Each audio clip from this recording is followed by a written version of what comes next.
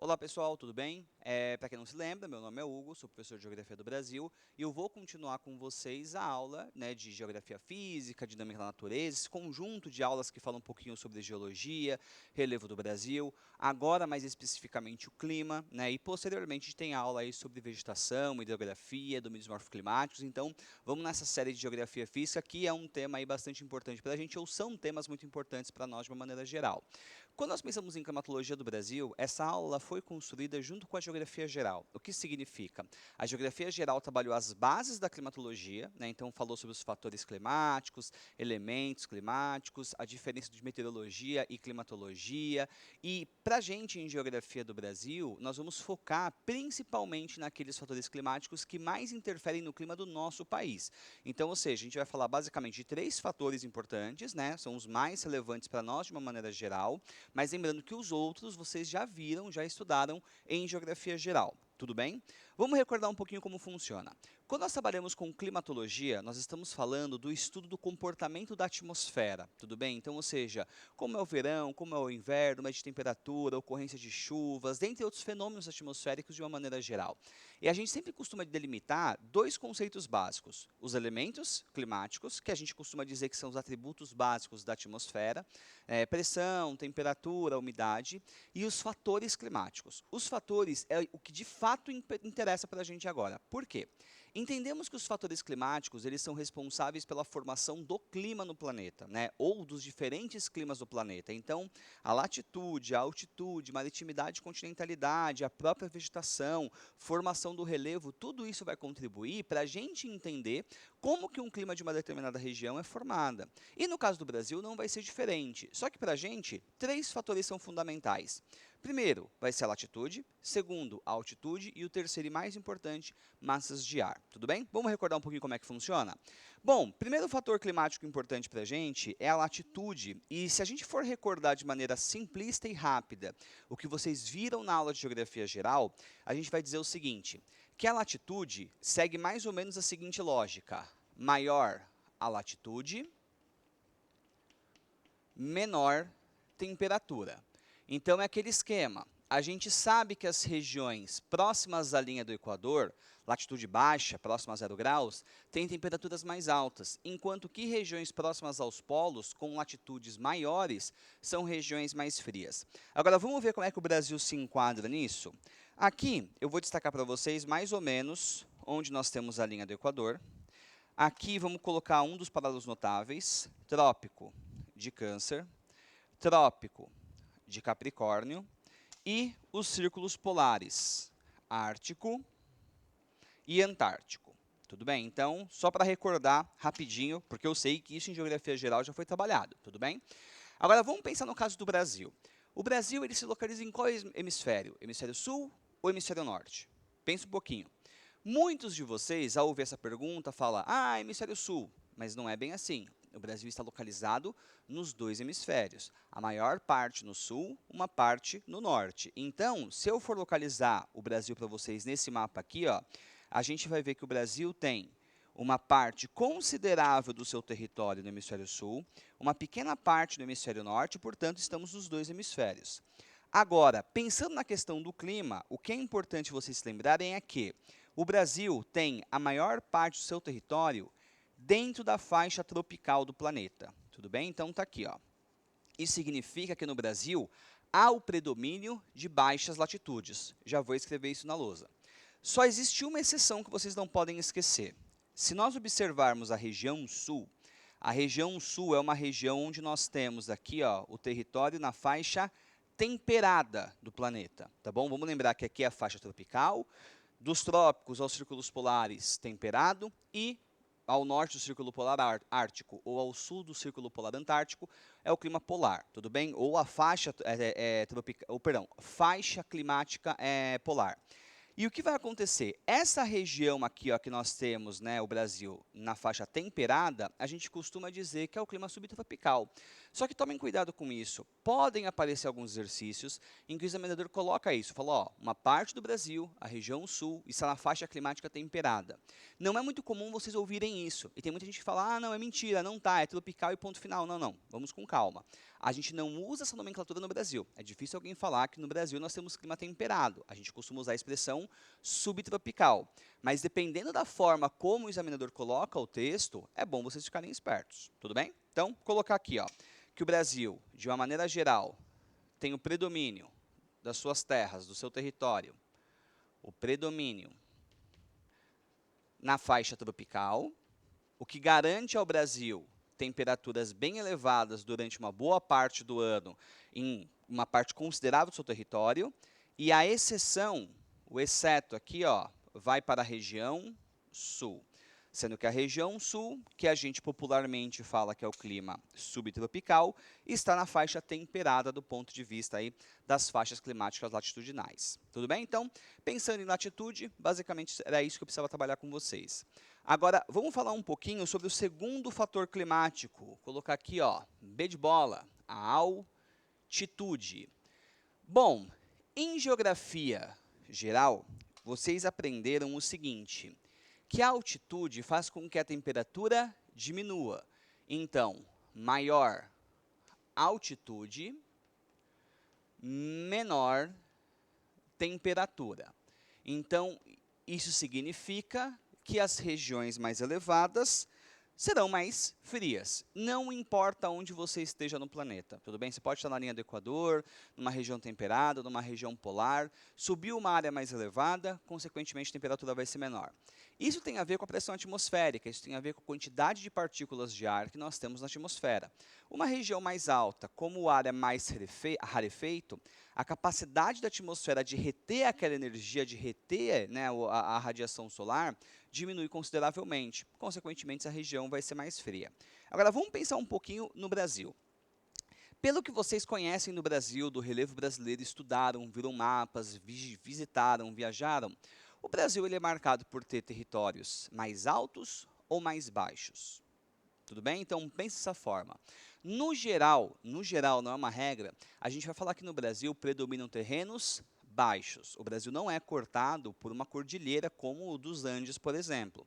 Então, nós temos algumas regiões com uma altitude um pouco mais elevada, principalmente regiões serranas, mas a maior parte do território brasileiro se situa em áreas baixas, o que contribui para deixar aquelas regiões, ou essas regiões, mais quentes. Tudo bem? Então, vamos colocar aqui na lousa, ó. No Brasil, no nosso país, de uma maneira geral, nós temos o predomínio de terrenos baixos, o que contribui para manter essas regiões mais quentes. E nós temos aqui uma exceção. A exceção, a gente vai colocar de uma maneira bem vaga. São as chamadas regiões serranas. São as regiões onde a altitude do terreno aumenta um pouquinho, né? Por exemplo, se a gente for observar o sul do Brasil, nós temos aí, né, regiões serranas no Rio Grande do Sul, Santa Catarina, Paraná, a temperatura é ainda mais baixa. Se a gente for observar a região sudeste, nós temos muitas regiões serranas, Serra da Mantiqueira, por exemplo, uma região mais elevada, consequentemente a temperatura vai diminuir. Então, nessas áreas, a gente vai observar uma temperatura um pouco mais baixa por conta da altitude, mas na média o Brasil tem temperaturas altas também por conta do fator altitude. Tudo bem? Terrenos mais baixos. Joia? Tudo bem? Então, fechado isso, agora a gente vai para o outro lado aqui, falar um pouquinho sobre o terceiro fator climático fundamental para a gente. Aqui a gente vai perder um tempão, praticamente o resto da aula vai ser com esse assunto, e a gente vai falar um pouquinho sobre as massas de ar. Bom, aqui a coisa é um pouquinho complicada, mas eu vou tentar simplificar. Existe uma discussão dentro da climatologia se as massas de ar elas devem receber esse nome de fato, ou se elas são resultado de diferença de pressão atmosférica no planeta. Aquele esquema de alta pressão, baixa pressão, altas pressões geralmente são áreas onde nós temos a expulsão de ventos, baixas pressões são regiões onde o vento é atraído. Então, existe uma discussão nesse sentido. Pensando no vestibular, a gente pode simplificar, tudo bem? Então, a gente pode ir pelo caminho um pouco mais fácil, até porque vocês vão perceber pelas tarefas que os examinadores eles também vão por esse caminho. Então, fiquem tranquilos quanto a isso. Agora, como que a gente define de uma maneira simplista uma massa de ar? A gente costuma dizer que uma massa de ar é uma porção da atmosfera com características hídricas e térmicas semelhantes à região de origem. Como assim? Vamos imaginar a seguinte situação. Você está numa região desértica, como é o caso do Saara, por exemplo. É de se imaginar que o ar que esteja sobre o Saara seja um ar mais úmido ou mais seco? A gente sabe a resposta, é um ar mais seco. Em geral, a temperatura é um pouquinho mais alta. A gente sabe que tem aquela amplitude térmica gigantesca, mas a gente está numa generalizada, tudo bem? Então, o que isso significa? Aquele ar que está sobre o Saara, que é quente pra caramba e seco, quando ele se desloca de uma região para outra, ele vai levar essas características junto. Então, por exemplo, se você pegar o sul da Europa, durante o verão no hemisfério norte, metade do ano, julho, agosto, etc., a gente tem ventos que saem do Saara e se deslocam em direção ao sul da Europa, deixando a região do clima mediterrâneo muito mais quente e muito mais seco, tudo bem? Tanto que se a gente for pensar no clima mediterrâneo, que vocês estudam em geografia geral, ele tem essa característica, um verão quente e seco, e o inverno é um pouquinho úmido e ameno, as temperaturas não são tão baixas assim. Então, percebam que aquela região é uma região que tem uma forte influência dos ventos provenientes do Saara. Agora, vamos imaginar uma outra situação. Não existe o Saara, existe ali uma grande floresta equatorial, densa, exuberante, como é o caso da Amazônia, por exemplo. É natural a gente imaginar que o ar que se forma sobre aquela região seja um ar mais quente e um ar mais úmido. Então, se naquela região, né, no Saara, fosse uma grande floresta e, consequentemente, o ar fosse mais quente e mais úmido, muito provavelmente o verão do Mediterrâneo também seria quente e também seria úmido. Então, ou seja, a ideia de massas de ar é a gente compreender como se dá o deslocamento dessas grandes porções da atmosfera de acordo com as estações do ano e quais são as influências, quais são as consequências nas regiões atingidas. Tudo bem? No caso do Brasil, a gente tem um problema. Qual é? Olhando esse mapinha aqui, a gente vai ver o mapa que vocês têm na apostila, tá bom? Então, não se preocupe, se a resolução não estiver muito boa, no material vocês têm tudo isso disponível. Nós temos as massas de ar que atuam no Brasil durante o ano. São 5. A gente tem no verão, principalmente massas quentes e úmidas, enquanto que no inverno a gente vai ter o predomínio de uma massa mais gelada. Vocês têm que saber o nome dessas massas de ar todas que estão aqui? Sim, tem que saber, não tem jeito, é uma parte um pouquinho chata. Mas existem duas possibilidades. Uma, você tentar decorar. Outra, você compreender de onde vêm esses nomes, como eles foram criados. E isso que eu vou tentar mostrar para vocês aqui na lousa, tudo bem? Agora, como que eu vou dividir essas massas de ar para a gente? Primeiro, não vou colocar na lousa todas de uma vez. Eu vou colocar as massas de acordo com as estações do ano. Quais são as mais importantes no verão? Qual é a mais importante no inverno? E qual é a que se destaca um pouquinho mais durante o outono, inverno e primavera? Tudo bem? Então, no final a gente vai colocar 5 aqui. Primeira que eu vou colocar, a gente vai destacar que ocorre principalmente no verão, são 3 na verdade, e essas massas que eu vou colocar aqui na lousa, todas elas têm a seguinte característica, são massas quentes e são massas úmidas. Isso significa que conforme essas massas vão se deslocando pelo território do Brasil, a temperatura tende a aumentar e a umidade também, inclusive com formação de chuvas. E aí, fazer um desenho aqui para a gente, do Brasil, né, um desenho aqui bem esquemático, só para quebrar o nosso galho. Como funciona? Primeira massa importante para a gente, eu vou colocar com o número 1. E essa massa, ela se desloca por praticamente todo o território brasileiro durante o verão. Durante as outras estações do ano, outono, primavera, tal, até ela consegue atuar, mas com uma intensidade um pouquinho menor. E aqui eu vou colocar o nome para vocês. Essa massa de número 1, ela vai ser chamada de massa equatorial continental. Vamos lembrar como que funciona? Quando a gente coloca aqui a sigla, né, o M é de massa, tranquilo. Todas vão ter, e sempre tem que aparecer com a letra minúscula, tudo bem? A segunda letra mostra para a gente a faixa latitudinal onde essa massa foi formada, que pode ser próximo ao Equador, próximo ao trópico ou mais próximo aos polos, tudo bem? E a terceira letra, ela vai identificar para a gente se essa massa foi formada dentro do continente ou no oceano. Quando é no continente, é C, massa equatorial continental, fechou. Quando é uma massa oceânica, ela recebe o nome do oceano onde ela foi formada. Então, ou seja, se a gente tem uma massa que vem do Pacífico, aqui entraria o P. Se a gente tem uma massa que vem do Índico, entraria o I. Mas, para nossa sorte, todas as massas de ar que vêm do oceano, que atuam no território brasileiro, se formam no Atlântico. Então, todas vão receber o A de Atlântico. Tudo bem? Então, aqui é massa equatorial continental, formada próxima à linha do Equador, dentro do continente e, para ser mais preciso, sobre a floresta amazônica. Essa massa de ar é extremamente importante para a gente porque ela contribui para, durante o nosso verão, distribuir umidade por praticamente todo o Brasil. Então, se a gente pensar, por exemplo, em São Paulo, até mesmo Rio de Janeiro, a gente pode pegar Mato Grosso do Sul, Mato Grosso, são estados onde nós temos os verões quentes e úmidos. Pelo menos essa é a regra geral que a gente trabalha. Uma parte dessa umidade, mas percebam, uma parte vem da floresta amazônica. Então, ou seja, uma parte vem de lá, mas também tem umidade que vem do litoral, também tem umidade que vem da evapotranspiração. Então, são vários fatores diferentes que contribuem para a formação de um verão mais quente e mais úmido. Mas a Amazônia tem um papel fundamental nisso.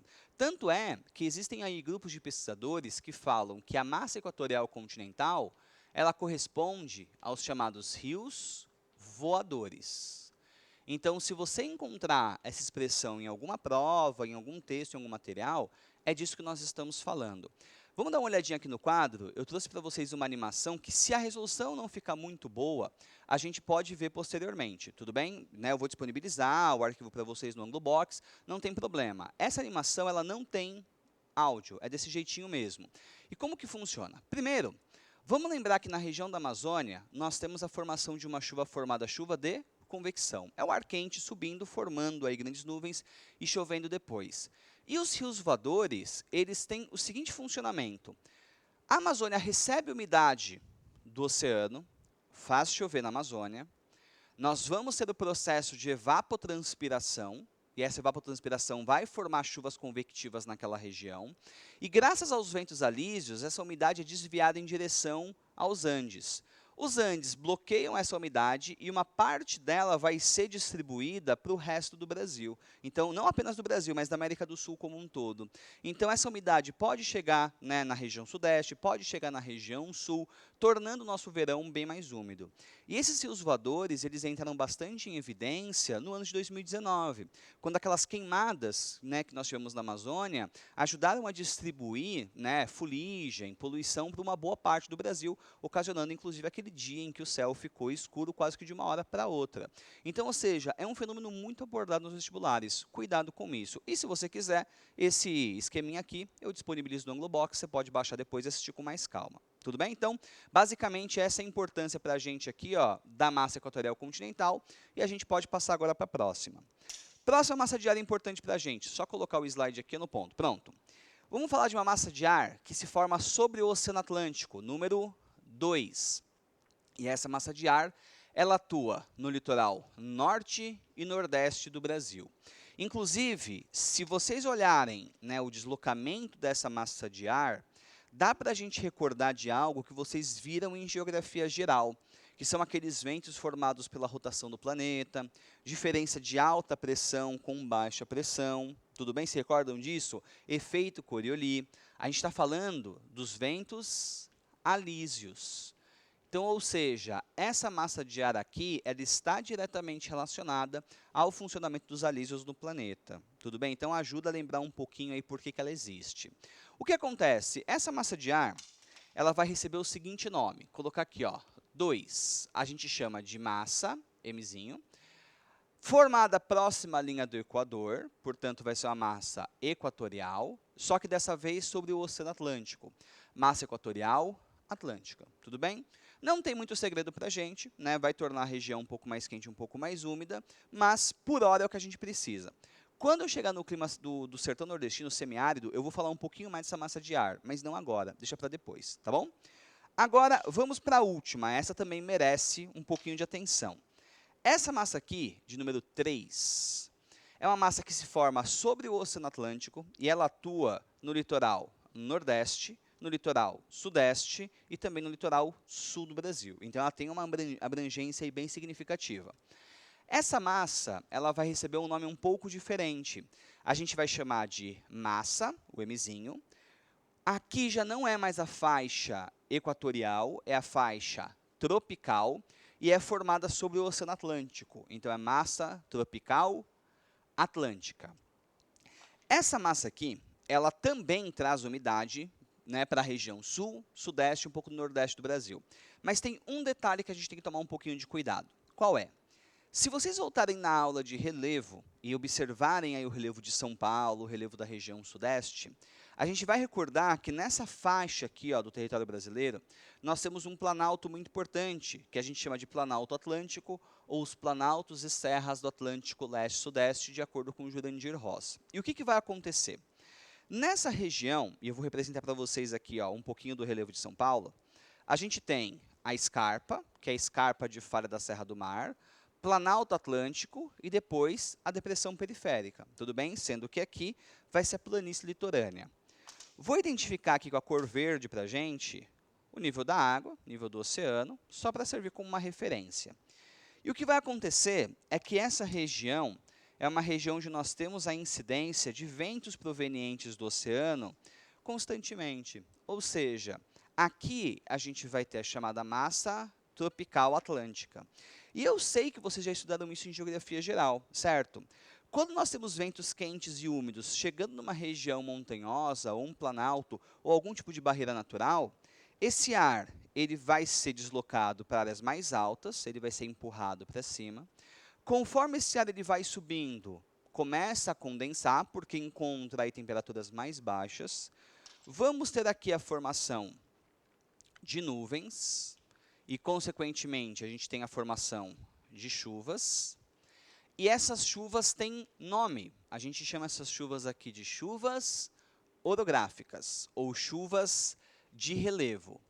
Então, esse fenômeno ele é muito perceptível no estado de São Paulo, Rio de Janeiro, até o mesmo sul do Brasil, Paraná, a gente também vai observar esse fenômeno. É uma coisa normal. Os índices de precipitação aqui eles são muito altos.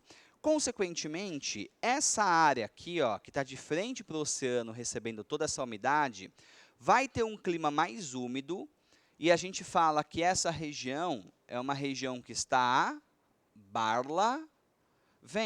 Se recordam disso de geografia geral? Então, ou seja, aqui a gente vai ter uma vegetação mais densa, uma vegetação mais exuberante, porque nós temos mais chuvas. Agora, se a gente for observar a região que está escondidinha aqui atrás, na depressão periférica, a gente vai ter aqui uma região com um clima mais seco.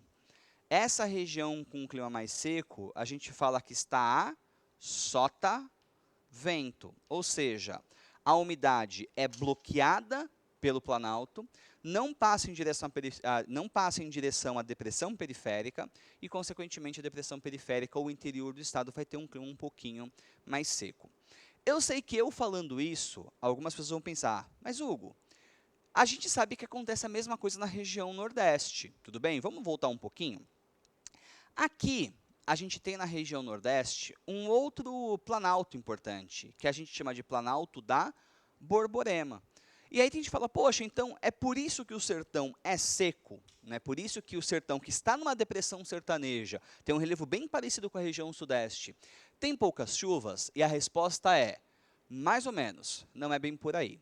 Essa visão de que o sertão é seco por conta da Borborema, ela vem da década de 80. Então, ou seja, já existem muitas outras pesquisas que vão num outro caminho. E eu já adianto para vocês a resposta.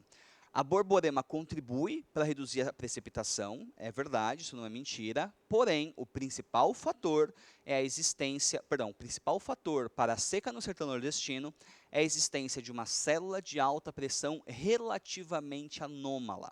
E essa alta pressão, ela é formada por vários fatores que para um vestibular não importa muito, pelo menos não agora, tá bom? Mas o fato é que, junta essa alta pressão anômala, que é uma região que expulsa ventos, Com a Borborema, a gente consegue entender o porquê que o sertão é seco, mas isolando apenas a Borborema, essa não é a resposta 100% correta, tudo bem? Então, cuidado com isso, tá joia? Agora, se a gente for trazer um pouquinho de volta para a realidade do Sudeste, eu posso mostrar para vocês aqui no slide como que o sistema funciona. Essa imagem aqui é a imagem igual vocês têm no material, tudo bem? Então, tá lá o vento úmido chegando, barla vento mais úmido, solta vento, né, com pouca chuva, tranquilo. Agora, o que eu queria que vocês vissem é esse mapa. E se a resolução não estiver muito boa, recomendo pegar o slide e olhar isso com atenção, tá bom? Por quê? Esse primeiro mapa que nós temos aqui, ó, à esquerda de vocês, mostra para a gente a altimetria do estado de São Paulo. Percebam que essas regiões próximas ao litoral são regiões com relevo mais elevado. É o Planalto Atlântico, onde nós, né, temos aí a capital, onde nós temos várias cidades importantes. Enquanto que o interior do estado, aqui onde nós temos a depressão periférica, e depois os planaltos e chapadas da Bacia do Paraná, nós vamos ter altimetrias, áreas um pouquinho mais baixas. Quando nós observamos as chuvas em São Paulo, a gente está pegando uma média de pluviosidade. Percebam que essa faixa litorânea aqui, ó, que é justamente onde nós temos a planície litorânea, o índice de precipitação é muito mais alto que o interior. Por quê? É justamente o Planalto Atlântico bloqueando toda essa umidade que está vindo do litoral, formando chuvas orográficas nessa região e, consequentemente, deixando o interior um pouquinho mais seco. Tudo bem? Então, esses dois mapinhas aqui mostram bem como o sistema funciona no estado de São Paulo e, claro, que a gente pode replicar essa ideia em várias outras regiões do planeta. Tudo bem? Então, de uma maneira geral, em relação aqui à massa tropical atlântica, é isso que eu precisava mostrar para vocês. Agora, vamos voltar para o outro lado, que a gente tem mais duas massas para terminar esse assunto e encerrar aí essa aulinha. Só pegar aqui o apagador, perdi ele, já volto, peraí, achou. Pronto, ó. Aqui, vamos colocar a quarta massa de ar importante para a gente. Essa massa de ar, que eu vou destacar para vocês, ela tem uma ocorrência maior, não exclusiva, tá? Ela é mais intensa, principalmente durante o inverno. Percebam que eu estou reforçando que é principalmente.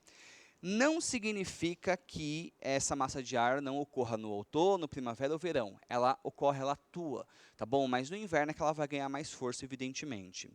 Essa massa de ar é a única massa de ar fria que a gente tem no Brasil. E a gente tem que tomar um pouquinho de cuidado com algumas coisas. Por quê? Existem alguns materiais que colocam que essa massa de ar é uma massa de ar seca.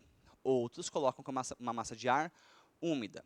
Eu não vou entrar nessa discussão, tá bom? Por quê? É bom vocês terem um pouco de flexibilidade nessa hora. Se vocês encontrarem um exercício em que todas as alternativas estão muito erradas e tem uma que fala que é úmida, que essa MPA ela tem um pouco de umidade, dá para aceitar, dá para ter um pouquinho de flexibilidade. Por outro lado, se o examinador falar que ela é um pouco mais seca, aceitem também, tá bom? Porque é o que eu disse, não é um consenso. Por quê?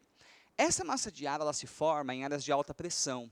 E são áreas secas, então na sua origem ela não tem umidade. Porém, conforme ela se desloca, passa pelo Oceano Atlântico, passa por regiões continentais, ela pode absorver um pouco de umidade, pode ficar mais úmida sim, tudo bem? Então, ou seja, ela tem uma origem seca, mas ela pode chegar a uma determinada região um pouco mais úmida. Então, tenham isso em mente que pode salvar vocês numa prova, tá bom? Agora, ó, que massa de ar que seria essa? Bom, desenhar de novo o Brasil aqui e colocar que essa massa de ar se forma bem ao sul aí, né, do nosso planeta, e ela vai receber o nome de massa polar atlântica. Vamos lembrar o nome? M de massa, o P de polar, porque é na faixa polar do planeta, e o Atlântica, porque ela passa sobre o Oceano Atlântico. Tudo bem? Essa massa de ar, ela é fria, ela é densa, ela é muito pesada. Então, isso significa que, para ela conseguir se deslocar, ela tem que acompanhar os terrenos baixos que o Brasil tem. Então, por exemplo, se a gente pegar aqui ó, os interiores dos estados, né, do Rio Grande do Sul, Santa Catarina, Paraná, São Paulo, são regiões mais baixas que permitem que essa massa de ar se desloque em direção ao centro-oeste e até mesmo à Amazônia. Essa massa de ar, turma, quando chega aqui na região da Amazônia, ela costuma receber um nome, né? O pessoal lá fala que está chegando a friagem. É um nome que a gente pode, evidentemente, utilizar em outras regiões do Brasil, mas tem muitos examinadores que pegam no pé dessa nomenclatura. Então, você ouviu falar de friagem na Amazônia ou friagem no Norte? A gente está falando da MPA que chegou lá. E essa friagem ela é bem relativa. Você pode ter um dia com 28 graus, que é uma temperatura relativamente alta, chega a MPA e diminui para 23, 24, mesmo que seja por 1, 2 dias. Já é o suficiente para a gente usar essa nomenclatura e chamar isso de friagem. Tudo bem? Depois, essa massa de ar também pode vir em direção à região sudeste, só que ela não vai muito longe. Por quê? A região sudeste, assim como a região sul, tem muitas áreas serranas que dificultam a passagem dessa massa de ar. Então, ela consegue chegar em São Paulo, Rio de Janeiro, Minas Gerais, mas não consegue muito além disso. Agora, ela também pode criar um terceiro ramo aqui, ó, e se deslocar via litoral até chegar no nordeste do Brasil. Tudo bem? Então, esses são os 3 caminhos principais que essa massa de ar toma no território brasileiro. Agora, o que vai acontecer quando essa massa de ar chega? Primeiro, por ser uma massa de ar fria, a gente espera que tenha uma redução da temperatura. Então, se você está lá em casa, de boa, ou então está passeando em algum lugar, e de repente você percebe que a temperatura começa a diminuir, muito provavelmente é a MPA chegando. Tá bom? E assim, quando ela chega, ela pode ter uma influência de dias ou até mesmo de semanas. Tudo depende da estação do ano e depende da força que essa massa de ar tem, tá? Mas a queda da temperatura é uma coisa bem perceptível. Segunda coisa importante, chuva. A gente vai ter a formação de um tipo de chuva conhecido como chuvas frontais. Bom, para explicar da onde vem esse nome frontal, eu vou ter que recordar uma outra coisa com vocês, que é um conceito chamado de frentes. Ou, se vocês preferirem, nós estamos falando de uma frente fria. Então, vamos preparar um pouquinho. É muito comum, quando vocês acessam a mídia, pode ser uma internet, pode ser um jornal, pode ser na TV, não importa, você ouvir a expressão assim, ó, está chegando uma frente fria no estado X. Pode ser Santa Catarina, São Paulo, não importa. Quando você ouve falar que está chegando uma frente fria, no caso do Brasil, a gente está falando da MPA, ou seja, a gente está falando de um vento frio que está vindo de uma região e ela tende a ocupar um espaço que até então ela não estava ocupando antes. Então, ou seja, ela está avançando sobre o ar quente. Se for o contrário, se for o ar quente se deslocando em direção ao ar frio, aí a gente vai usar a expressão frente quente. Só que essa é uma expressão não muito usada nos nossos vestibulares, mas ela existe, tudo bem? Então, ou seja, ouviu falar de frente fria, associa com a MPA, associa com queda de temperatura e a formação de chuvas. Agora, o porquê que vai formar chuva? Vou fazer um esqueminha para vocês aqui na lousa, mas eu tenho um desenho aqui no slide que eu mostro já já, tá? Imaginem a seguinte situação. Vocês estão lá, na cidade de vocês, tranquilos, na boa, e tem uma grande massa de ar quente sobre a sua cidade. Está lá, o ar quente parado, tranquilo, na boa. E daí a gente descobre que a frente fria está chegando. E a gente sabe que essa massa de ar, esse ar gelado, esse ar frio, ele é mais pesado, ele é mais denso. O resultado, conforme esse ar frio se desloca em direção ao ar quente, por ser mais denso, por ser mais pesado, ele vai entrar aqui, ó, por baixo do ar quente. O ar quente, ele tem algumas opções, tá? Ele pode ser simplesmente empurrado, ou ele pode subir. E conforme esse ar quente sobe, se ele tiver bastante umidade, ele pode formar uma densa nuvem de tempestade, né, que a gente chama popularmente de cumulonimbus, e a partir daí você vai ter a formação de uma chuva. Então, é basicamente esse o processo. Percebam, a gente falou dos 3 tipos de chuvas já. Chuva convectiva é o ar quente subindo numa região muito quente, forma nuvens e chove. A chuva orográfica é uma barreira natural, bloqueando a umidade, também vai formar nuvens e vai chover. E o terceiro caso é o ar frio, quem está empurrando o ar quente para cima, vai formar nuvens e chove. E aí vem a questão, essa é uma chuva forte ou fraca? E a resposta sempre é, depende. Tudo bem? Depende muito. Se você está no seu estado e o ar está bem seco no seu estado, a chance dessa massa de ar formar uma chuva muito forte é pequena. Geralmente é uma chuva chatinha, aquela chuvinha que fica garoando por algumas horas, ou até mesmo o dia todo, mas não nada tão expressivo assim. Agora, se você está numa região em que o ar é muito úmido, essa massa de ar, ao chegar, a chance de formar tempestade é muito, muito, muito grande. Querem um exemplo? Se a gente pegar aqui, ó, essa massa de ar, conforme ela se desloca em direção à região nordeste, ela vai entrar em contato com uma outra massa de ar que existe nessa região. Vocês se recordam qual é? É a massa tropical atlântica. E a gente viu no quadro anterior que a massa tropical atlântica ela é uma massa quente e úmida. Então, quando nós temos o encontro dessas massas de ar, a MPA, com a massa tropical atlântica, isso pode formar chuvas nessa região litorânea muito fortes, especialmente aqui, ó, no litoral nordestino. Tanto que, se a gente for estudar a climatologia do Brasil, pensando nos climogramas, que é a próxima aula, vocês vão perceber que o clima no litoral nordestino, que a gente chama de tropical úmido, ou tropical úmido do Nordeste, ou apenas tropical litorâneo, é um clima onde as chuvas são mais fortes justamente no inverno, que foge um pouco do padrão que a gente está acostumado a estudar no Brasil. No Brasil, geralmente, ou chove o ano todo, ou chove durante o verão. Nessa faixa, não. A gente vai ter, principalmente, chuvas no inverno por conta da ocorrência dessa massa de ar. Uma prova disso é que se vocês procurarem notícias de chuvas na Bahia, Pernambuco, Sergipe, Alagoas, por exemplo, vocês vão encontrar muitas notícias que falam justamente sobre essas chuvas. E essas chuvas elas ocorrem no mês de junho, julho, agosto, e são chuvas que causam destruição, deslizamento de terras, enchentes, dentre outras coisas. Tudo bem? Então, cuidado com esse detalhe que pode aí ajudar vocês no futuro. Bom, feito isso, a gente tem um terceiro detalhe aqui. Qual é? Essa massa de ar, depois de reduzir a temperatura, depois de formar chuvas, também pode formar um tempo seco. Mas aqui, ó, a gente tem que parar um pouquinho para você não confundir. Você pode falar, Hugo, mas como assim? Forma chuva e tempo seco? Vamos lá. O tempo seco ele ocorre posteriormente, né, à redução da temperatura e à formação de chuvas frontais. É o final de todo o processo. Por quê? Vamos lembrar um pouquinho pressão atmosférica? Quando nós pensamos em baixa pressão, nós estamos falando de uma região mais quente, em que o ar quente sobe e forma mais chuvas. Quando nós falamos de alta pressão, nós falamos de um ar mais, perdão, de uma região em que o ar está mais frio. E são áreas onde nós temos, né, a repulsão de ventos. Então, o que vai acontecer? Quando chega uma frente fria, quando chega MPA, a temperatura começa a diminuir. Conforme a temperatura do ar diminui, a pressão atmosférica tende a aumentar. E depois que a pressão atmosférica aumenta, aí sim você vai ter a formação de áreas anticiclonais.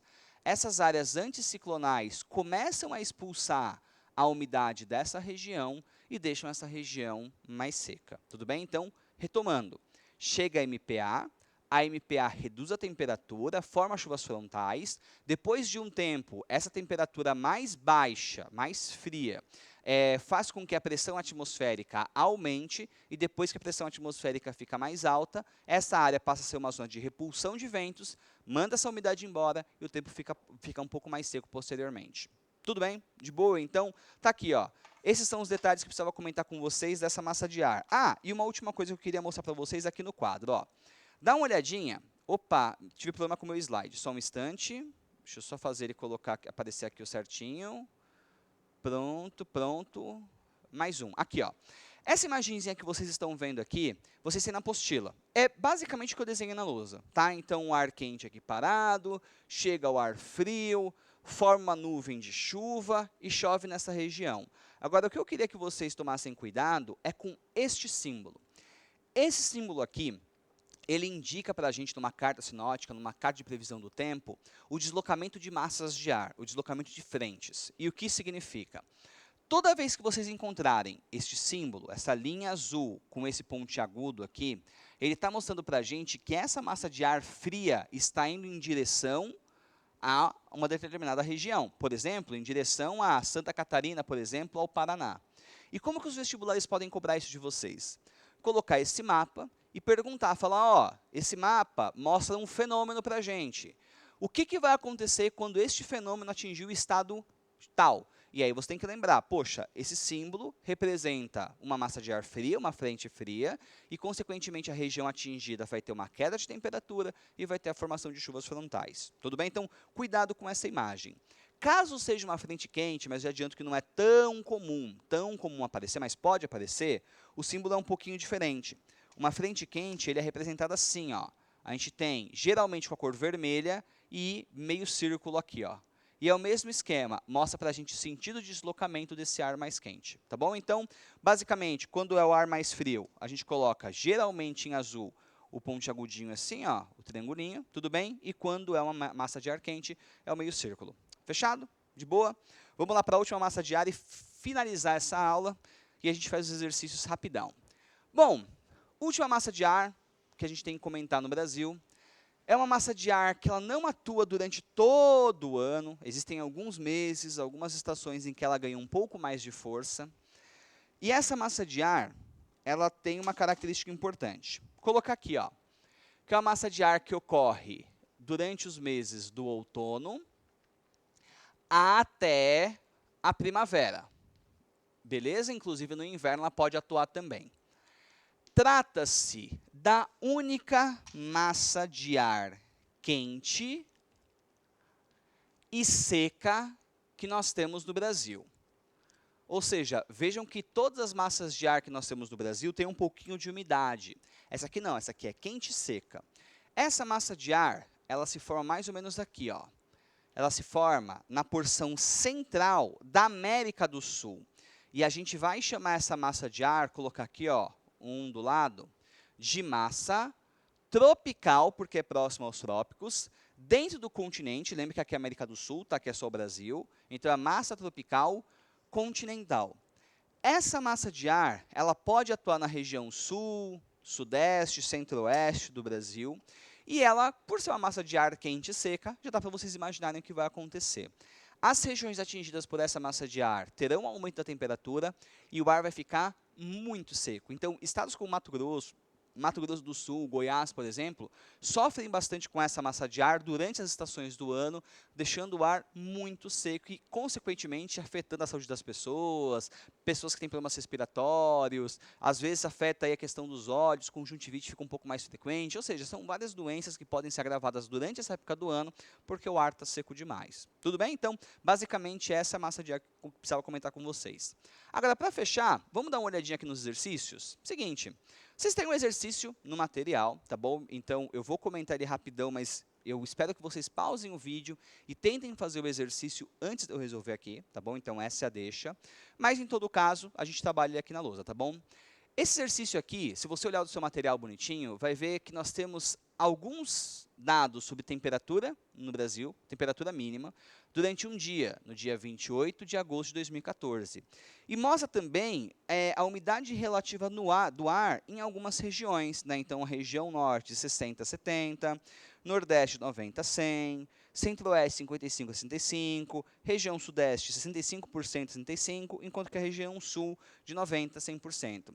E ele pergunta assim, ó, num dia em que foram colhidos os dados meteorológicos apresentados, qual fator climático foi determinante para explicar os índices de umidade relativa do ar nas regiões Nordeste e Sul? Vamos lá. Se a gente observar as regiões Nordeste e Sul, a gente vai ver que está praticamente aí chovendo. 90% a 100% estão chegando ao nível de saturação do ar. Se está tendo chuvas ou prestes a chover, já é um indicativo de qual fator climático se destaca. Outra coisa importante, se a gente olhar as mínimas na região sul, a gente vai ver que chega a 4, 9 graus. Se a gente for observar a região nordeste, as mínimas são bem maiores, porque é uma região próxima ao Equador, 22, 21 graus. Então, ou seja, dos fatores climáticos que estão aqui, qual possivelmente provocou essa mudança aí, ou essa condição na umidade atmosférica do ar, na umidade relativa e na temperatura? Basicamente são as massas de ar. Opa, tive problemas aqui, peraí. Deixa eu só abrir de novo o PowerPoint. Prontinho, ó. Então, a gente está falando, ó, da massa de ar que podem provocar precipitações. Tudo bem? Então, essa é a alternativa C de coração. E o segundo exercício é um exercício da FUVEST que ele é bem clássico. Então, o que eu recomendo que vocês façam? Peguem esse exercício, Olhem o mapa, tem as 5 massas de ar no Brasil, e indiquem aquilo que está errada em cada uma delas, tudo bem? Todas têm um erro, e esse erro eu recomendo que vocês selecionem e mostrem e falem, ó, essa massa de ar tem essa característica ou aquela característica. Aí diz assim, ó, o Brasil possui um território extenso com 92% pertencentes à zona intertropical. As massas de ar que atuam em território brasileiro possuem influências oceânicas e continentais. Sobre as características dessas massas de ar, é correto afirmar que, bom, olhando todas, a única que não apresenta nenhum erro é a alternativa B de bola, que diz que o Y, essa massa aqui, ó, indica a massa polar atlântica, que se desloca a partir do sul em direção ao norte do território brasileiro, e tem como característica a presença de ar frio, podendo atingir a região centro-oeste no inverno. Tudo bem? Todas as outras têm algum errinho, eu indico que vocês procurem quais são esses erros e guardem esse exercício porque ele é um belo resumo dessa aula, ajuda bastante. Tudo bem? Bom, os slides que eu usei eu vou disponibilizar para vocês no Anglobox, podem baixar lá tranquilamente. Bons estudos, até a próxima aula. Tchau, tchau.